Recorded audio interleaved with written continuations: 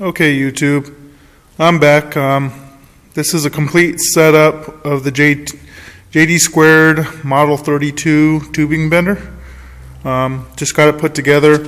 Obviously, it's not permanently fixed to the ground, bolted to the ground. I'm actually going to put it over here, but I've got to finish these table bases I'm working on before I bolt it to the ground. Bottom plate is 3/16 plate. 4 bolts to the ground. I might do some reinforcing to it. I'm not sure. I'm going to give it a shot like it is. If it flexes, that bottom plate flexes at all, then I'll weld some gussets on it and strengthen that up. I don't believe the square tubing is going to flex. It's pretty stout. I believe it's ballpark 3/16. I forget exactly what it was. It was some surplus. So it's strong though. I don't think it's going to flex. If it does, then I'll reinforce that as well. Here's the top plate that I built. As you can see here, these are I think they're 3/4 inch bolts, and because they're so close together and they're staggered, you can't put them over the top of the tubing. You have to build a bracket that comes off to the side, which is no problem, but because I have some 3/8 plate, but I'm using it for something else. So I just made some gussets for this as far as trying to strengthen that top load and keep that thing from flexing down in this direction as might be pulling on it. Again, if I have any issues with the whole thing flexing this direction as I'm pulling the handle, then I'll do reinforcing at that point. I'm not sure that I'm going to need to. Eventually, hopefully sooner than later, I'm going to switch to air over hydraulic. In that setup, there's no stress on the stand at all. Essentially what you're doing is you're pushing this that way and pushing this that way. The load is equally distributed both ways. Doesn't put any side load on the stand at all. So the only side load that you might have is just from the tubing hanging off the side. If you're working with a full length of tubing or 10-foot tubing, you're going to have that leverage. But again, I don't think I'll have any issue with that. So anyway, if you watch my other videos, you know this die set is for 1 3/4 inch tubing and 180 degree die. I talked about this degree setup, so let's explain that right now. There's one bolt on the bottom of this. Okay, that doesn't need to be tight. Matter of fact, it can't be tight, because if it's tight, then you'll never be able to adjust this. Once you load your tubing in here, your tubing loads in through here between the follower die and the main die. This will actually lift up just slightly to center it, and it'll come through here and then through this clamp. Once it's through that clamp, you'll tighten down this and tighten your tubing down. What this is a retainer. As you start bending the tubing, pull that out real quick. The die is going to move in this direction. Let me make some adjustments here real quick. The die is going to move in this direction and pull the tubing through here. It's going to slide up against the follower die and get wrapped around here as this is being pulled around. Okay? That's why this is here, because it needs to hold on to it. If this is not tight, bad things are going to happen. The tubing is going to pop out of there in the middle of your bend. You're looking for problems, wrinkled tube, so on and so forth. Okay, so now that that's clear, let's talk about the degree setup.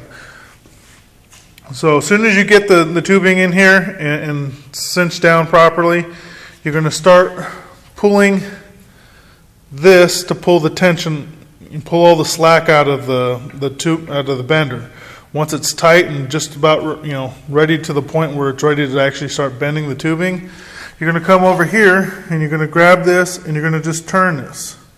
And you're going to put it on 0. Okay?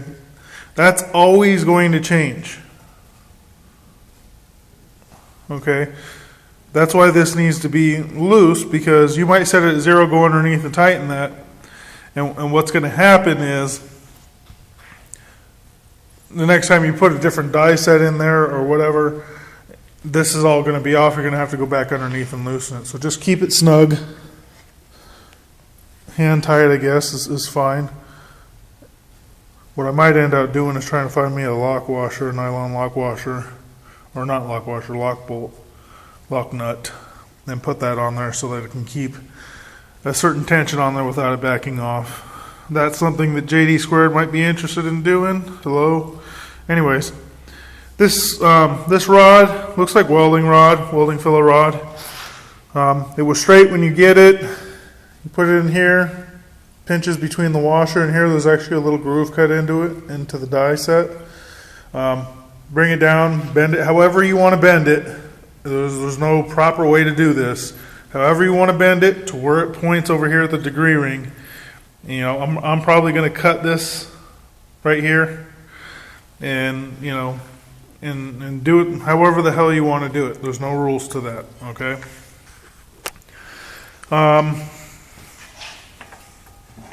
Let's talk about this. This here is an anti-spring back pin. Okay. Now how this works is, right now it's up. See this little pin right here? It's holding this up. What I'm going to do is drop it down into there, and see, what it did is it just fell into one of these holes. It fell into the first hole. Okay. Then you take this pin here and drop this down into the die. You might have to do some little bit of wiggling to get it in there. You'll see there's 2 other holes here. That's for different die sets, okay? Or yeah, different die sets. So you would use these for the smaller die sets. As you know, these things latch into here. See how it's moving it out? Okay, you get it. I'm not going to mess with the handle no more. As you're pulling this, if you watch that anti-spring back pin, it'll raise. You see that? What it did is it just came out of this hole. And if you look closely, that hole is tapered on one side. And what it's doing is it's coming around, and then you get to the next hole, boom, and it drops. What that does is keep this from coming back on you. It keeps the die from moving back on you. Okay, so eventually when you get to that pin, what's going to happen is you're pretty much at the end of your adjustment on this lever here. So what you do is this falls in there to keep the tension on the die. You pull this pin and bring the arm back. See, the die can't move back anymore. It's held in there. Drop the pin in. It was in this hole. Now it's in the next hole, and then you start pulling it again. Okay, makes sense? That's how that works. I've been having issues. I'll show you this in a second. Let me adjust all this back down to 0 point. Okay, let me show you what I'm talking about. This follower die, and this is an issue that's not that big of an issue. Once there's tubing in here, it's going to pick up this follower die and center it to where it needs to be.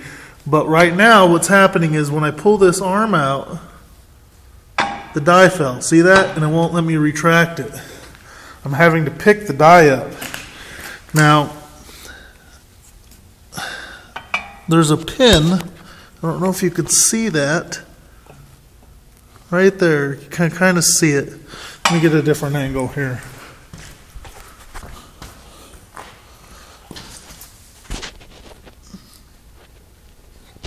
See that pin right there? That keeps the die from falling all the way down. But it seems like I'm going to probably have to knock that pin through a little further. You can see it right here at the top, so that it clears that. You know, that's something that I may or may not do. I don't have to do it. Like I said, I could just pick it up and slide that arm in. Once the tubing is in there, that die is going to be centered, and I won't have that issue anymore. So, it kind of is what it is. Right now it's a little bit annoying, but when I'm actually using this to bend some tubing, it's probably not that big of a deal. As far as setup is concerned, you have a few big, very, very, very large pins here, and I can't get this one out now, probably just due to weight, and I'm going to need two hands. This is your main pin. This die gets dropped into here. When you change the die, you have to pull this out, but I need two hands to do it. It's very, very tight in there. So you'll pull that pin. When you get it, you have this size of pin, which is this same size here. This is for your follower die.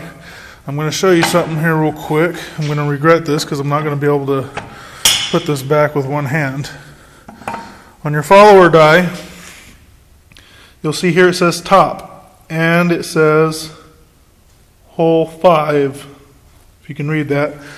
What they're referring to is these. If you look here closely, hole number 6, hole number 5, 4, 3, 2, and 1. When you get your die set, it's telling you that this side should go up, and it's telling you which hole to line it up with.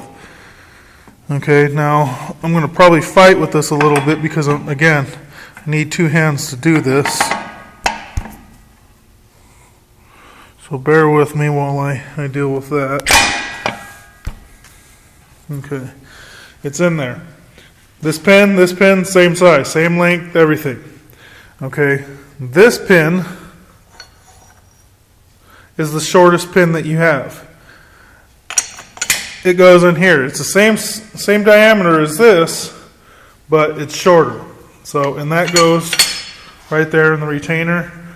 Then you have this pin that they'll give you, which is between the lengths of this and this, but the same diameter as this. This is specifically just to hold your die into place. This anti-spring back pin, you'll see right here there's an Allen head. This is to adjust this. Right now I don't need to adjust it because I only have one die set, but when you get different die sets, the thickness of the die is going to change. So you're going to need to adjust this so that when it drops down, it'll drop further for a smaller die, or if I get a larger 2-inch die, I'll need to raise it up on here. What you do is you just loosen this and then let it drop down. There's a pin here that will keep that pin from dropping all the way through the die. Then you let this drop back down, tighten that up. Okay. When you initially go to install this, when you're putting together your bender, because this pin's down here, you won't be able to drop it in from the top. Don't try to knock that pin out. You're going to have a hard time putting it back in. What you do is you put this in from the bottom up before you get your die set in, and then put this on it. Okay, and that will just always stay there. You just lift it and turn it. The only time that's going to change is when you go to a smaller die. So if I go to a smaller die set, this will need to be moved into either one of these two other holes. It's all just going to depend on your die set. Again, it's just an Allen head, and drop it down the bottom, drop it back, or push it back up, tighten it up.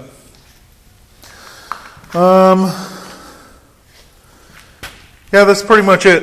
I don't know what else to say. If you guys have any questions, this thing is a beast. Okay, I'm sure the video is doing it no justice because of the same reason when I watched other people's videos on this bender, it did it no justice. When this showed up, I was like, holy crap, this hardware, the metal, everything is just super stout. Okay, and the thickness of this is very thick. I don't have anything to measure it with right here, and I'm not going to go look for it. But I'm going to guess that it's in the vicinity of 3/4 inch plate. Don't know what type of metal they're using, if they're using any alloys or if it's just steel or what, I don't know. It's got a nice powder coated finish on it that looks like Teflon, real nice. I'm just overall very, very, very happy with the construction aspect of this and the design of it. I can't wait to get some tubing and start building the roll cage for my truck.